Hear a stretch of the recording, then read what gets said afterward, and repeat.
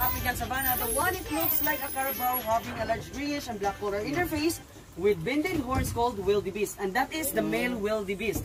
Wildebeest is the one who accidentally killed King Mufasa during the stampede in the movie of The Lion King. Wildebeest, either of the two large African antelopes, with a head like that of an ox, a short mane, long tail, and horn in both sexes that curve downward and outward. The gestation period of the wildebeest is about almost 9 months, or equivalent to 257 days. Then the lifespan of the wildebeest in the wild is about 20 years. Then the scientific name of the wildebeest is Conochaetes taurinus. Okay, the next antelope, the one it looks like a goat, is called blesbok. So that is the blesbok. So the blesbok is a South African antelope having a large white patch down to the center of their face, and the purpose of white patch in their face is to protect against the heat of the sunlight. Then the gestation period of the blesbok is about 8 months, and they can run up to a 70 km/h, and their horns can grow up to a 24 cm. Then the lifespan of the blesbok in the wild is about 20 years. Then the scientific name of Malescus pigargus. Okay. Next is the zebra, and that is the male zebra. Hala, kadako of the African savanna. So zebra are any of the several swift African mammals related to the horse but distinctively and conspicuously patterned in stripes of black, dark brown, and white. The gestation period of the zebra is about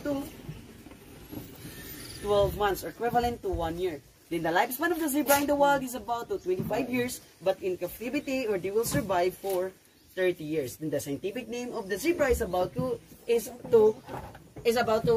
guaga. So and that is the female zebra.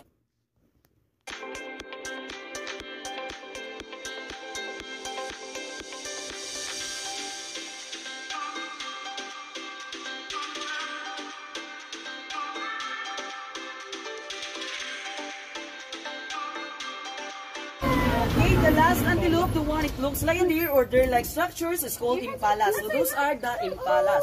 So impala is a large brownish antelope of southeastern Africa that in the male has a slender curved horns with ridges. And also the fastest and the graceful antelopes in the African savanna. They can run up to 190 km/h, and they can jump up to 3 meters in length to avoid predator. The male impala has horn while the female impala does not have horn. Then the gestation period of the impala is about 6 to 7 months, or equivalent to 183 days to 213 days. Then the lifespan of the impala in the wild is about 12 years, but in captivity they will survive for 17 years.